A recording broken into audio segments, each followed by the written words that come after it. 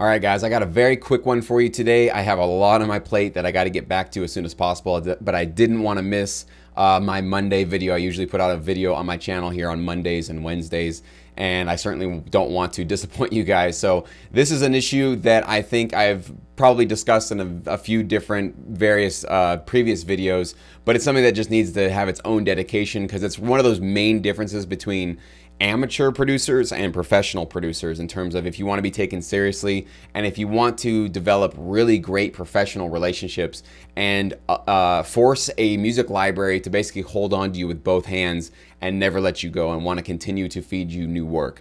And that key habit that you need to start implementing is listening back to your bounces before you submit them to libraries. It seems like common sense, but a lot of producers do not do it, okay? So if you're about to submit a track for maybe a licensing opportunity, or maybe actually just a full album that you're putting together, or maybe you're doing stems, alt mixes, various versions of whatever you're doing, always, always, always listen back through what you've bounced, okay? I've had so many situations where people have bounced me tracks and they say that this is the 30-second mix and it turns out to be 4 minutes long, or here's the kick stem and I listen to it and it's the horns playing, or here's my no leads mix and it's nothing but leads. Like, I've had every situation you can possibly have.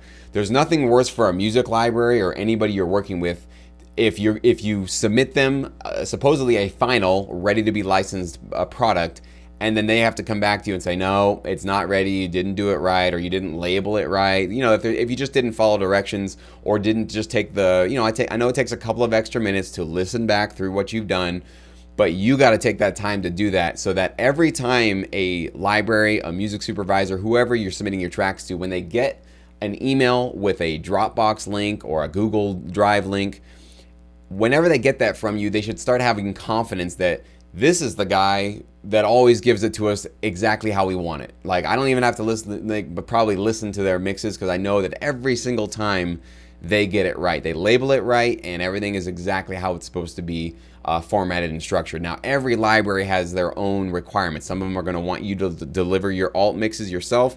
Others will just say, give us the stems, we'll create the alt mixes for you. So you need to obviously follow their lead and ask them what exactly they want. But amateur producers, this is what they do. They create a track, they get excited, they hit bounce, and then they just start uploading it and sending it all over the place. And they don't go back and listen and maybe wait a day to listen back through what they've done, make sure it's exactly what they want, and submit a final product that they can 100% sleep easy and go, I didn't create any homework for my music library or my music supervisor that I'm submitting to. They're not going to have to come back to me and request new stuff and have me fix stuff. I know what I gave to them is exactly what they want in the format that they're asking, okay?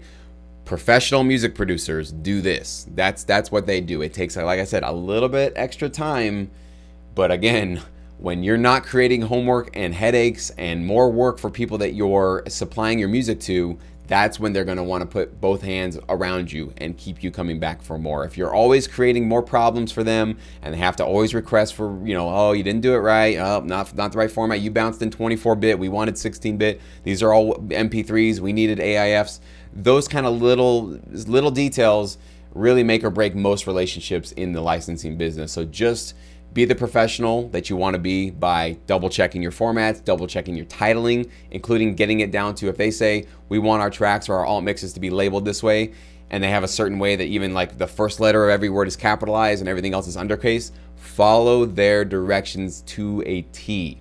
Because they might have a categorization sort of system or an implementation system registration process, and everything has to be in the exact right same format for it to actually get uploaded maybe to their Excel sheet or an online database. Okay, if you're the one person that's typing in all caps or just putting spaces when all of theirs have the underscore symbol in between words, yours is going to have problems, and you're forcing them to go through and either change your stuff or go back to you and say, nope, try it again, send us the right stuff. So just be the professional that gets it right the first time by double, even triple checking what you've done, listening to what you've bounced before you zip it up and send it off to your contacts. So that's all I had for you guys today. Stay tuned. We have some great stuff coming up for you on the channel.